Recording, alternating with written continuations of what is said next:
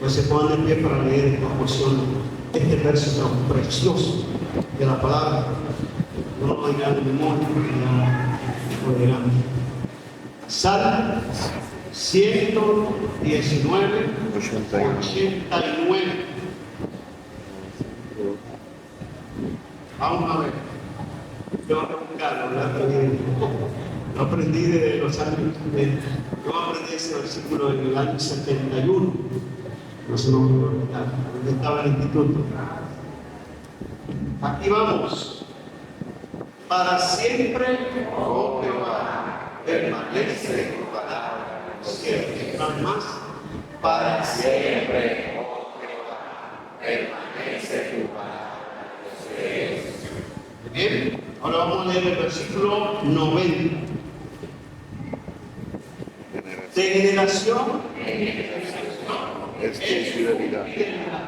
Tú afirmaste la tierra y subsiste. Una vez más.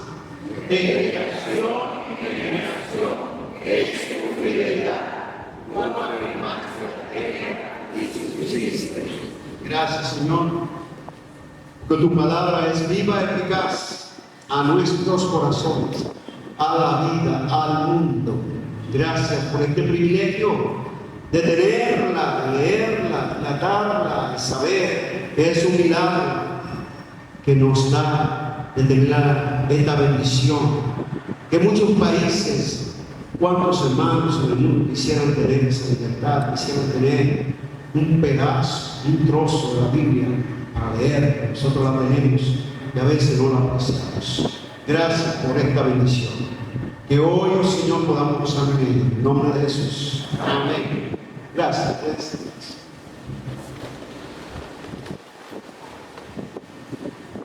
Según estadísticas, el año de 1976, 2 años después de haber graduado el instituto, en el mundo había 30 millones de bautistas. Imagínense cuánto tenemos hoy día. Multiplique eso por una gran cantidad. Vemos, yo creo que 1000 y algo. Y damos gracias a Dios por esta bendición. El bautista tiene 2 características. Cristiano bautista, el creyente bautista, tiene 2 características muy especiales. Y es, primero, que el bautista es un cristiano de un solo libro. Un solo libro que se llama la Biblia. La Biblia es nuestra máxima regla de fe y práctica. La institución para regir la vida de las iglesias bautistas es la palabra de Dios. No nos asociamos, no nos hacemos eco de ningún dogma, de ningún escrito por hombre o por religión alguna.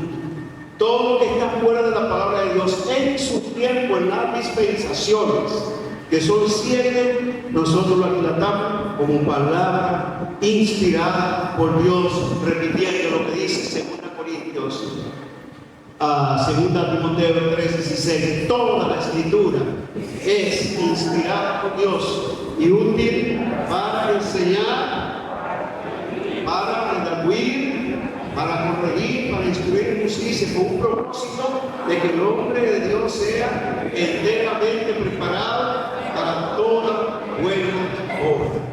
Esta mañana le voy a hablar de la lealtad de la palabra de Dios. La lealtad a la palabra de Dios. Todo creyente en Cristo debe ser leal a la palabra de Dios. Nunca ponga la palabra de Dios en segundo lugar, por ningún libro, ni por el Quijote de la Mancha. Ese libro se dice que es el libro más leído después de la Biblia. Yo no sé si es verdad, pero eso dice alguna estadística. Yo estaba sentado, yo fui allí a La Mancha y yo me senté en la silla donde se sentaba el Quijote, al lado de una ventana. Y al lado derecho de esa ventana, que eran como 3 o 4 molinos enormes de viento, unos molinos enormes de viento, que se usan para esos molinos sacan el agua del suelo y entonces tiran. Hay una cañería que van directamente a esas plantaciones, miles y miles de tareas. Lo más abundante que hay ahí en La Mancha son las ovejas y uvas y también los olivos. Cuando yo me senté allí, me quedé mirando así. Yo tenía un frío, óigame, que yo no sabía ni dónde tenía las orejas. Yo digo, ¡ja! Y óigame, le estoy hablando que estábamos allí en el mes de, creo que fue en noviembre que fuimos. Yo imagino cuando Don Quijote, cuando este hombre Cervantes estaba allí, era Cervantes, ¿verdad? Yo miro aquí los maestros, porque si los maestros no saben eso, hay que quitarles el S4. Cuando Cervantes estaba allí escribiendo eso, no digo yo ver los molinos como si fueran fantasmas. Yo veía los molinos que venían para arriba de mí del frío que yo tenía. Y ese hombre se sentaba allí a escribir y de allí hizo su historia, Don Quijote de la Mancha, Sancho Panza, ¿verdad? Y todo lo que hizo. Yo, no, si yo me sentara también hiciera mi Quijote, porque imagínense, es una cosa tremenda, qué frío. Y estábamos entrando y ya era un frío, óigame, increíble. Es una bodega, una casita pequeña, entonces tiene, los quesos son de cabra y de oveja y todo. Es una cosa tradicional, una bodeguita muy interesante que han hecho allí y se tiene para los turistas. Y yo decía, ¿cómo el mundo ha aquilatado el Quijote de la Mancha? Ahora, nosotros como creyentes debemos saber que la Biblia es superior a Quijote de la Mancha y todo lo que pueda nacer en este mundo. No hay un libro como la palabra de Dios, porque por ese libro muchos fueron muertos. Por el Quijote de la Mancha yo creo que nadie ha muerto. Por la Biblia miles. Por el Quijote de la Mancha no han derramado sangre. Por la Biblia se ha derramado mucha sangre. Por el Quijote de la Mancha no se ha hecho prohibición, pero por la Biblia sí.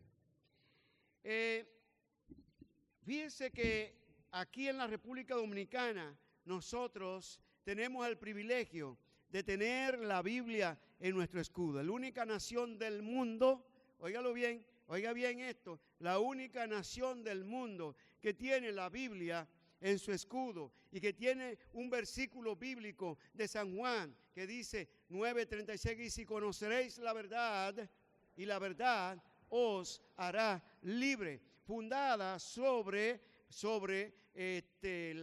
el decreto, o vamos a decir el secreto de la Trinidad, de Dios Padre, Hijo, Espíritu Santo, y que vamos a través de él a hacer que la República Dominicana sea independiente. O sea, hicieron muchísimas cosas interesantes.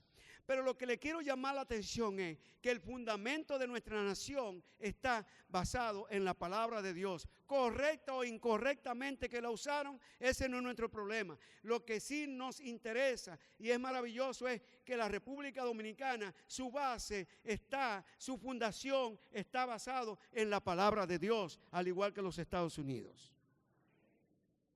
Hay otras naciones que están basadas sobre traumas de religiones, de demonios, de muchísimas otras cosas. Nosotros no. Sobre hombres, sobre historia, nosotros no.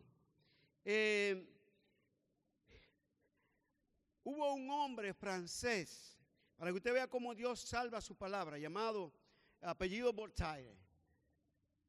Se escribe Voltaire, se pronuncia Voltaire. Ese hombre odiaba la Biblia y dijo que él tenía que hacer desaparecer ese libro del mundo. Y él tenía un propósito. Él era un hombre de enciclopedia, encargado de una biblioteca, y era un hombre con un tremendo conocimiento del siglo XVII. Entonces, él decidió enfrentar la Biblia. Se buscó 3 amigos para que entre los 4 tomaran una decisión de cómo iban a golpear la Biblia para destruirla. Y que el Quijote de la Mancha y los demás libros filosóficos, de filosofía y todas esas cosas, pudieran subir y que la Biblia pudiera desaparecer. Pero tremenda sorpresa, cuando los 3 amigos comenzaron a leer, se acercaron a Voltaire y le dijeron, mira, nunca habíamos leído un libro como ese. Nosotros no podemos. Ese libro nos ha convencido y se convirtieron al Señor. Dice Voltaire, yo lo voy a hacer. Y comenzó a leer la Biblia y también cayó por la palabra de Dios. ¿Y sabe por qué? Porque aplico lo que dice Hebreos 4:12. La palabra de Dios es una espada de dos filos. Si la agarra por aquí te corta y si la agarra por aquí te corta. Una espada de dos filos que penetra hasta el alma, las coyunturas, los tuétanos, que discierne los pensamientos y las intenciones del corazón. El único libro que ha convertido a los criminales en hombres de bendición. Los ladrones en hombres de bendición. Los asaltantes lo ha convertido en hombres de bendición. Los profanos lo ha convertido en hombres de bendición. Toda esta gente viciosos que no pueden sostenerse han ido a la Biblia y han sido liberados por la palabra de Dios.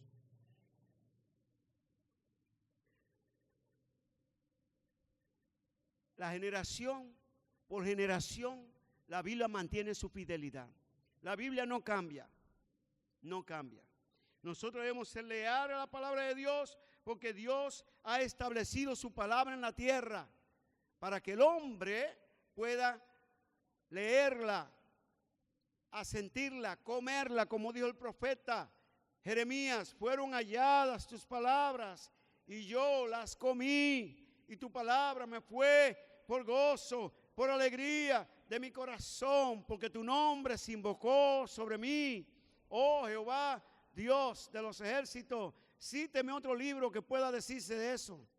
Cíteme filosofía, psicología, bueno, cualquier otro libro, geología, lo que usted quiera, física, matemáticas.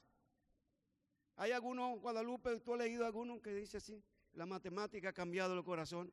Cambia el intelecto, cambia los conocimientos, pero no el corazón. Porque el corazón solamente lo puede convertir, lo puede transformar la palabra de Dios. La palabra debe estar en nuestros corazones. Mire, ¿de qué manera debe ella estar en nuestros corazones? En Colosenses capítulo 3, versículo 16, mire lo que dice. Colosenses 3, 16. Versículo muy precioso.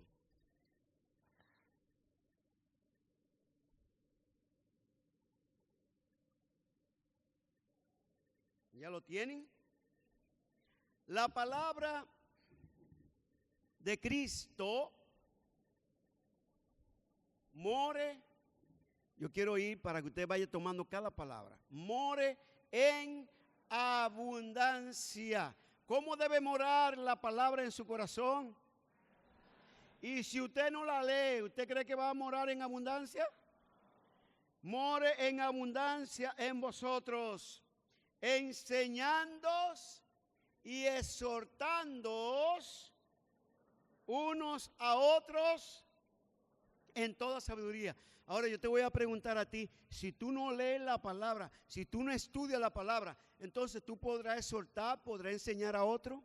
¿Qué tú le vas a enseñar si no tiene nada acá? Si no tiene nada acá. ¿Ah? Cuando dice la palabra, cantando con gracia en vuestros corazones al Señor, con bachaticas y salsitas, reggaetoncitos, food truck, beat truck, dembow, es dembow, ¿verdad? A preguntarle a este bambino, él debe saber.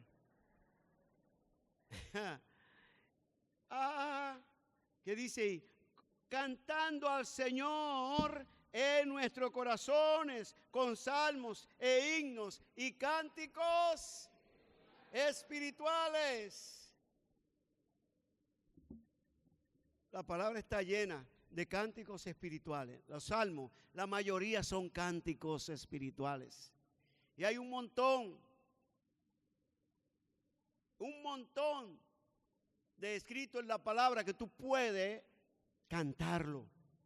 Es una bendición, ¿verdad? Yo no sé si ustedes se han fijado que la mayoría de los cánticos del mundo y la mayoría de la música que suenan en las belloneras, en los radios, en los discos, siempre es la misma. Y es el mismo ritmo. Y tienen que tener un sonido pero muy profundo para mover los corazones y los sentimientos y aturdir la mente. Dum, bum, bum, bum, bum, bum. Y la gente comienza sin saber. Y entonces van con el ritmo. Bum, bum, bum. Y ellos, ¿verdad? Y siempre lo mismo. Me dejaste, abusadora. La vaca, la misma vaca. Ayer, que te comen. Que qué es lo que hay. Que dime qué es lo que hay. ¿Y qué es lo que hay? Y en eso se pasan 5, 10 minutos hablando tonterías. Y siempre la misma cosa. Lo único verdadero que ellos dicen la vaca, porque la vaca siempre existe. Pero más nada de ahí. Ahora yo le digo a los muchachos y me van a decir cuál es la música que está sonando ahora. Es música que eleva el corazón, el alma, el espíritu. Parece que algunos creen que sí. Yo no lo creo. Yo no sé cómo lo aguantan. Aquí vamos a tener una nación de sordos. Porque esos decibeles es una cosa tremenda. Por ahí arriba y el día entero, 24/7. No sé cómo nos descansan. La parábola del sembrador, la palabra que cayó en el camino, se la comieron las aves del cielo. Son los que oyen la palabra y no la retienen. No la retienen. Pero hay una que dice, la que cayó en buen terreno, produjo fruto. No siempre la misma capacidad, una capacidad de 30, una capacidad de 60, una capacidad de 90, otra capacidad 100%. La palabra de Dios que es viva, no muerta. Nosotros sabemos que la palabra llena el corazón, llena el alma, llena el espíritu. ¿Sabía usted que Dios nos ha hablado por su palabra? Que nosotros tenemos el privilegio de que no sea por otro medio, sino por la palabra a través de su Hijo Jesucristo. ¿Sabe lo que dice Hebreos capítulo 1, versículo 3? Hebreos capítulo 1, versículo 3. Búsquenlo.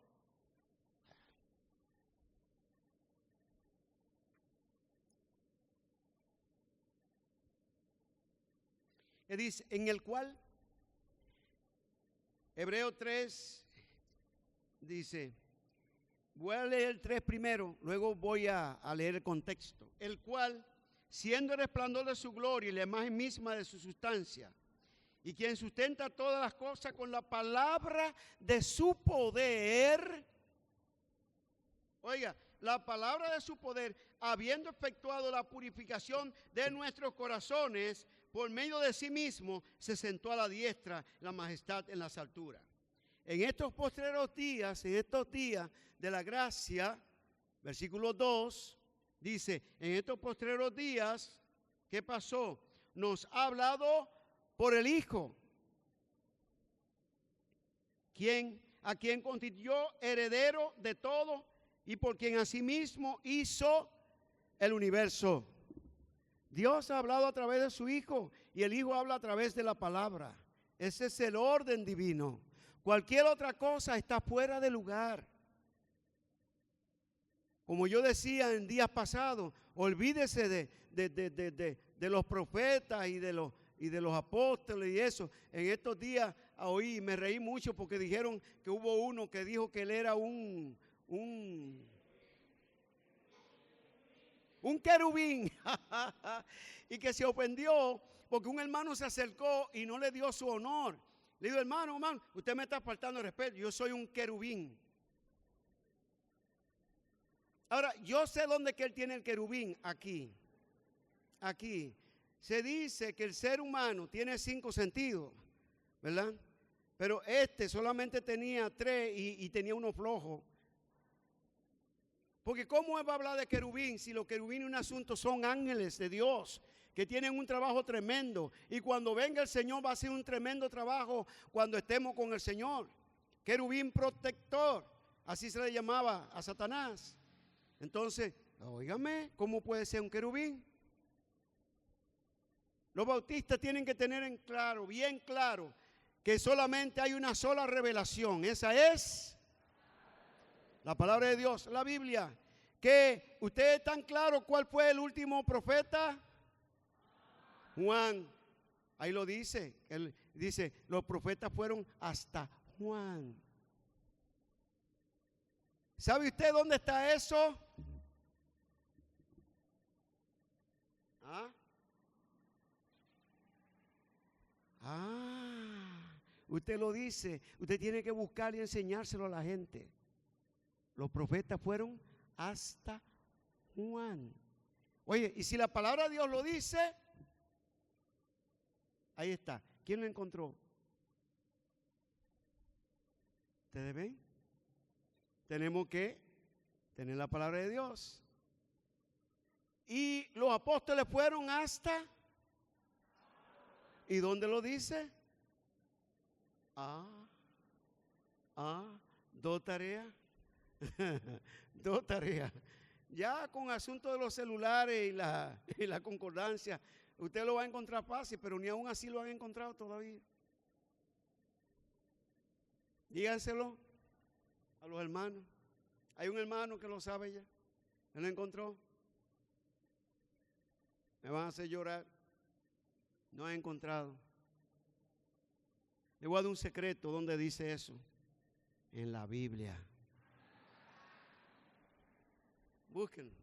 Seguimos adelante. Tienen esa tarea. ¿Sabe para qué? Porque usted tiene que saber eso. Usted tiene que buscarlo por sí mismo. Le vamos a dar el versículo cuando alguien se pare y diga, hermano, lo tengo. Ok. Ahora, Dios...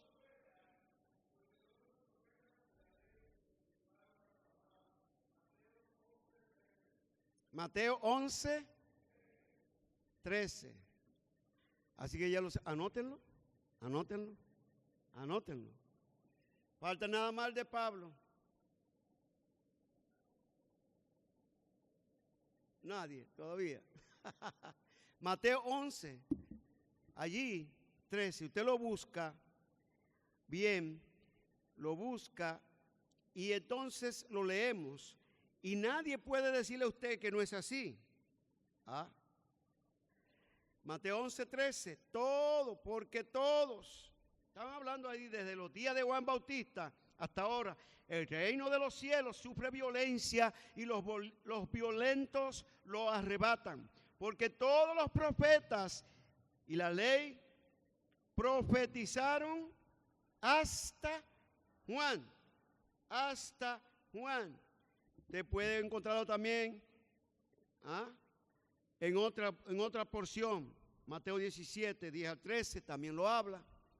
Y de profecía en Malaquías 4, 5. Es decir, la palabra de Dios bien claro, bien claro. Entonces, tenemos el del apóstol Pablo.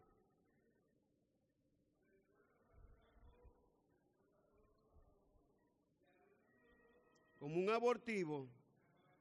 Ajá. Muy bien. Búsquelo en 1 Corintios. 1 Corintios.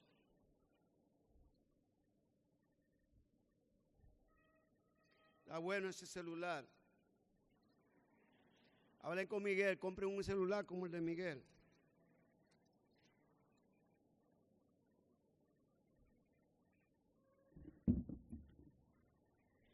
Aquí el Señor está haciendo una relación de la palabra, ¿verdad? Después apareció a más de 500 porque dice que fue sepultado, que resucitó al tercer día conforme a las Escrituras. Eso es 1 Corintios 15, 4. Entonces 5 dice que apareció a Cefas, entiéndese, a Pedro, Y después a los 12 apóstoles, a los 12 apóstoles. Le apareció a los 12, a los 12. Anote, eso es importante, usted tener la secuencia. En el 5, 15:5 dice que le apareció a Pedro.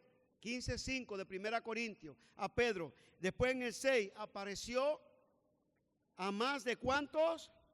A más de 500 hermanos a la vez, de los cuales muchos viven aún y otros ya duermen. Y el 7, anota el 7, después apareció a Jacobo. Después apareció a quienes, a los apóstoles. Y aquí viene el verso que tiene una contradicción en alguno. Mírelo, el 8. Y al último de todos. Óigame, lo que saben gramática aquí, ¿qué significa eso? ¿Qué significa el último? ¿Qué significa el último? ¿Cuántos jugaban aquí la belluga, los bolones, la cosa y todo eso? La chata, ¿quién era la chata? ¿Quién era la porra? ¿Quién era la chata? ¿Quién era la porra? Estos milianeros aquí no saben nada de eso. Nosotros no lo gozamos. La porra era el último. La chata era el último. Y era digno de reírse. A veces no encontraba nada que hacer. Él tenía que conformar. Pablo dice, y al último, yo era la porra, al último de todos. Así que dice, al último de todos. ¿Quiénes son todos? ¿Quiénes son todos? Lea el contexto, está hablando de los apóstoles. Y al último de todos me apareció a mí como un abortivo. ¿Y qué es lo que es un abortivo? Yo conocí un pastor. Mi pastor, cuando nació de libre y medio y lo tiraron en un zafacón. Y la enfermera, junto con él, dijo, ay, esa señora no va a poder tener más hijos. Y hubo una enfermera que dijo, ay, yo voy a agarrar esa cosita para limpiarlo y ver a ver si se salva. De libre y media. Y agarró a esa cosita de libre y media, lo limpió y todo eso. Y tremendo predicador. Padre de 3 predicadores, 2 pastores, esposa de 2 pastores y 2 pastores, 4 de los 6 relacionados con la vida ministerial y los otros relacionados con el ministerio también. Todos. Fue mi pastor, me enseñó la escatología, fue lo esencial.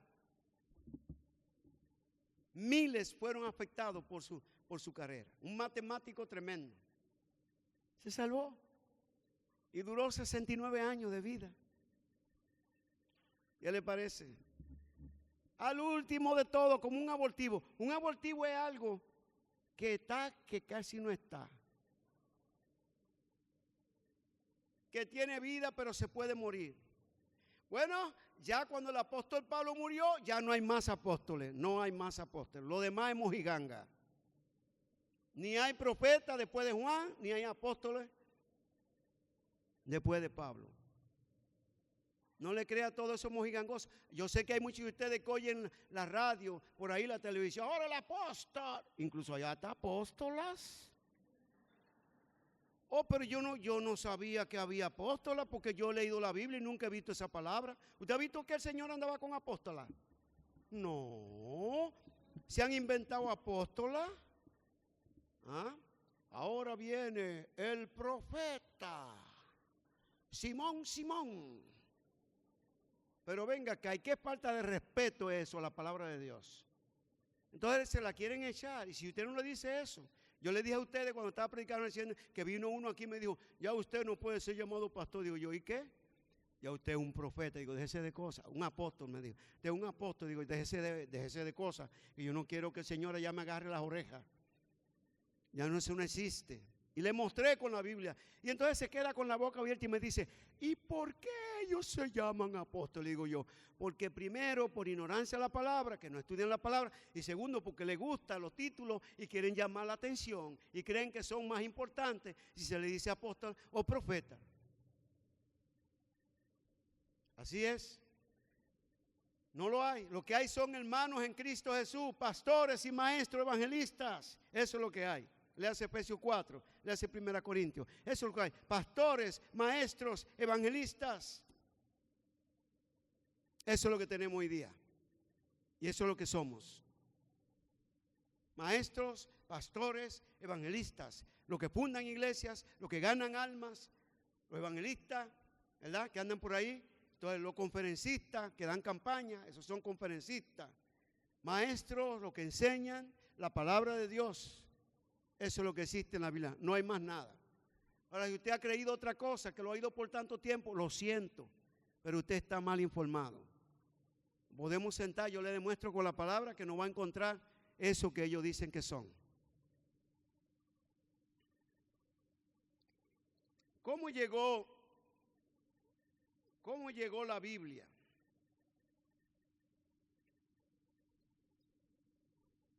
A la República Dominicana.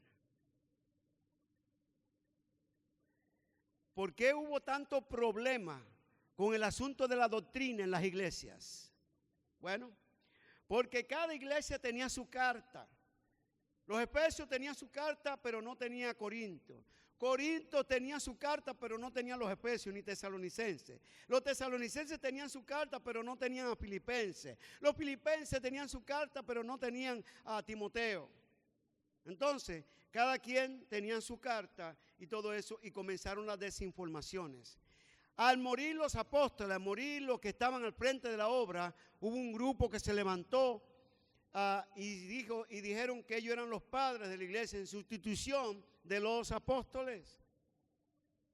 Por eso el nombre de padre. Usted ve algunas personas por ahí con vestiduras blancas, ¿verdad? O amarilla o roja, yo no sé, y cosas con muchas decoraciones. Eso es simplemente una tradición que se apropió para ellos decir que son los descendientes y que son los que quedaron con la palabra de Dios. Pero la Biblia no habla de eso. La Biblia habla de que cada creyente es un sacerdote. Usted es un sacerdote. ¿Sabía usted es un sacerdote en la palabra de Dios? Sacerdote es uno que ministra la palabra de Dios. Entonces, en vista a eso, habían tantas preocupaciones con la enseñanza que hubo un grupo en el año 120, salió un documento con una enseñanza de los apóstoles que decían lo siguiente. Decía, si hay mucha agua, bautízate. Si hay poca agua, bautízate. Si no hay agua, bautízate. Entonces, de ahí vino lo que se llama el bautismo por inmersión. Como no hay agua, digo aspersión, no inmersión, aspersión. Como no había agua, pásame esa botella. Entonces, agarraban un ramito de una, ¿verdad? De una de esas cosas, de esas flores, y comenzaban, nombre di Patri, del Hijo, Espíritu Santo, amén. Y ya tú estás bautizado. Oye, no, el bautismo es una tipología de que hemos sido muertos, sepultados con Cristo y resucitados juntamente con Él. Una enseñanza espiritual. Y yo no he visto a nadie que lo hayan sepultado tirándole 2 o 3 poquitos de tierra cada quien o de agua. Por ahí andamos. Entonces de ahí, de esa creencia,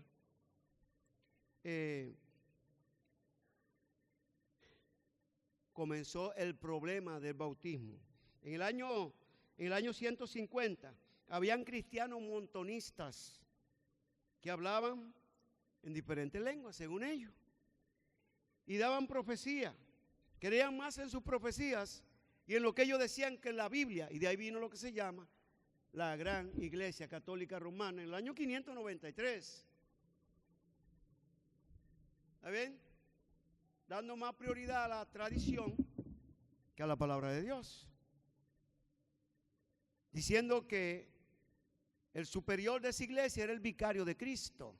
La palabra vicario significa representante. Y el vicario de Cristo tiene que ser perfecto, sin pecado. Porque el vicario de Cristo en la tierra es el Espíritu Santo. Ningún hombre puede ser vicario de Cristo. Anote la teología. Yo sé que usted le ha enseñado muchas cosas extrañas. El vicario de Cristo en la tierra, ¿quién es? ¿Quién es el vicario de Cristo en la tierra?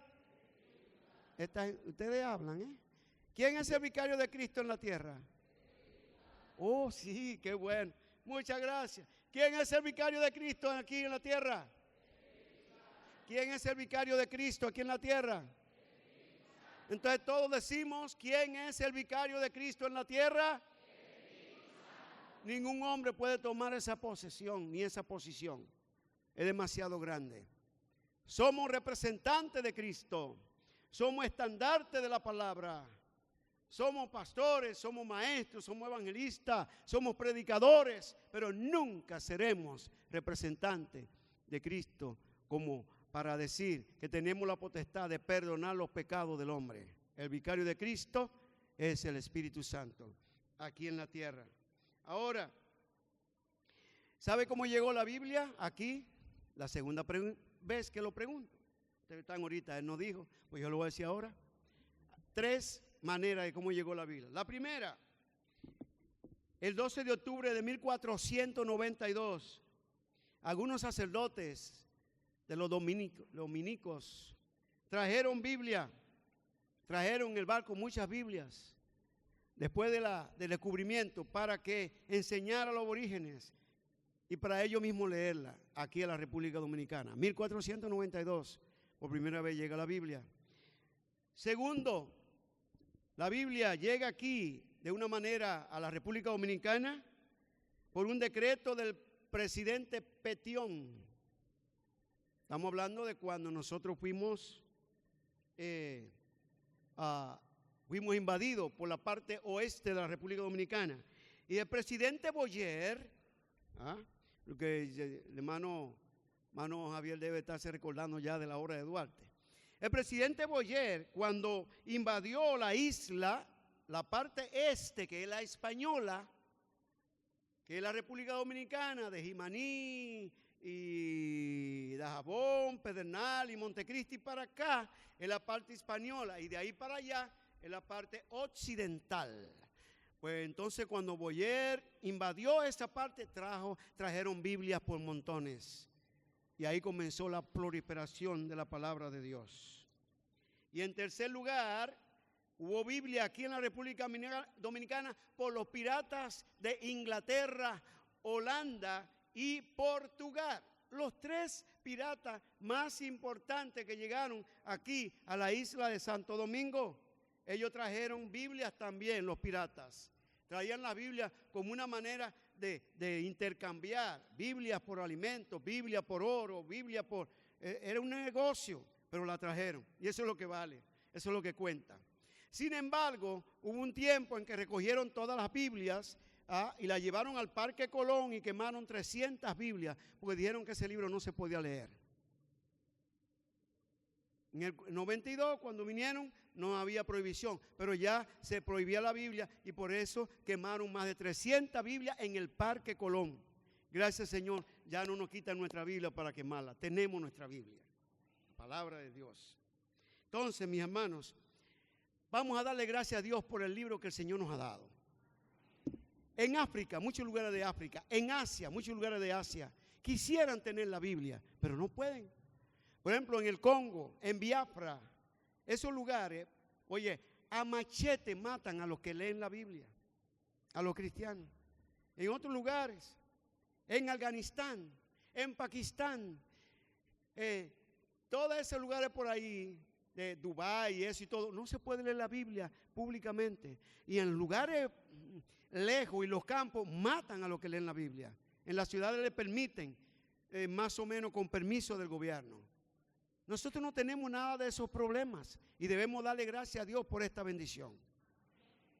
No tenemos que pedir permiso para leer la Biblia. No tenemos que pedir permiso para comprar una Biblia.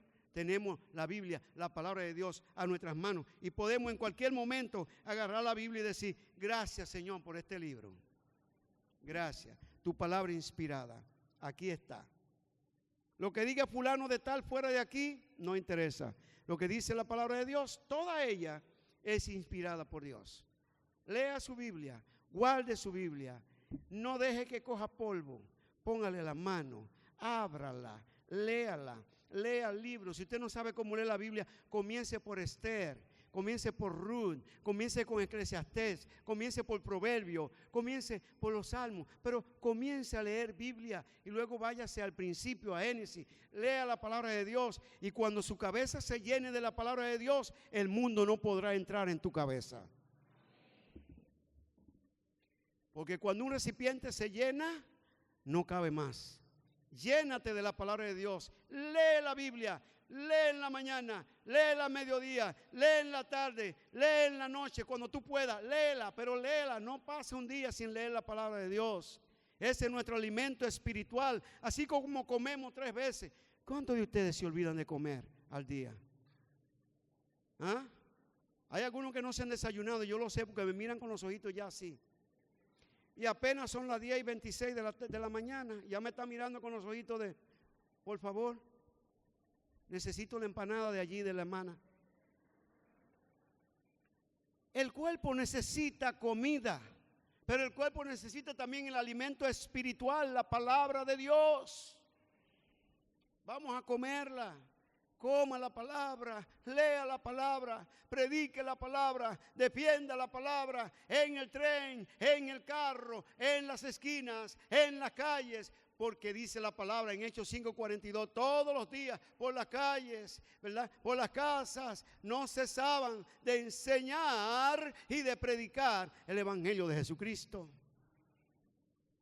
Esta mañana debería haber por lo menos 15 o 20 personas aquí visitándonos. Mínimo, del tamaño de nuestra iglesia.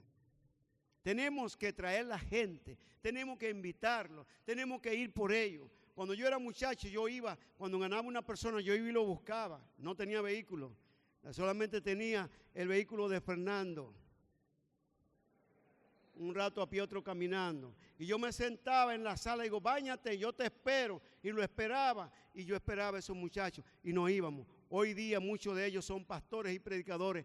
Yo no solamente ganaba almas cuando era pastor, yo ganaba cuando era muchacho. Cuando tenía 17, 18, 19 años, yo era un ganador de almas tremendo. Y cuando los hermanas querían que sus esposos y los familiares, ay, Rudy, mira, ven acá, por favor, ve, háblale a mi papá, háblale a mi mamá, háblale a mi hermano. Y yo estaba allí como una banderita para arriba y para abajo, porque ellos querían que yo le hablara la palabra de Dios. Porque me gustaba.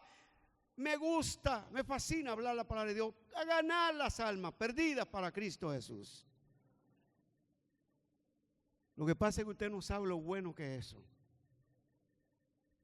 Eso es tremendo, ganar almas para Cristo. Óigame, ganar almas para Cristo sirve hasta para el arranque. Cuando usted está en olla. ¿Sabe por qué? Usted va por ahí evangelizando y gana una persona. Y le dice, mire, yo tengo aquí esto y esto, ¿usted quiere llevárselo? Un pastor, amigo mío, que ya está con el Señor en Puerto Rico, le dice a la esposa, bueno, mija, aquí no hay que comer, no hay nada, vámonos para la calle a ver si conseguimos un pez. Se fueron, se entraron en un lugar. ¿Y sabe lo que dijo el hombre? Cuando ellos comenzaron, dice, le estábamos esperando. Nosotros tenemos una situación aquí de tristeza en nuestros corazones. Necesitamos a Cristo en nuestros corazones. Y dice, nosotros andamos en eso. Hicieron su profesión de fe. Cuando terminaron, dice, pasen por aquí. Lo llevaron por el otro, por un pasillo. Y allá estaba su casa, un palacio. Era el dueño de una de las tiendas más grandes de Bayamón, de ropas. ¿Y sabe qué? Le dicen a las muchachas que estaba trabajando, prepara comida, la mejor para ellos. Ellos no tenían que comer. Y le dice al pastor, sígame.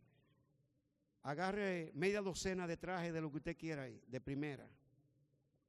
Y a la hermana le dijo, agárrese 10 vestidos de eso y falda, lo que usted quiera, no hay problema. No tienen que pagar nada. Ustedes no han salvado la vida.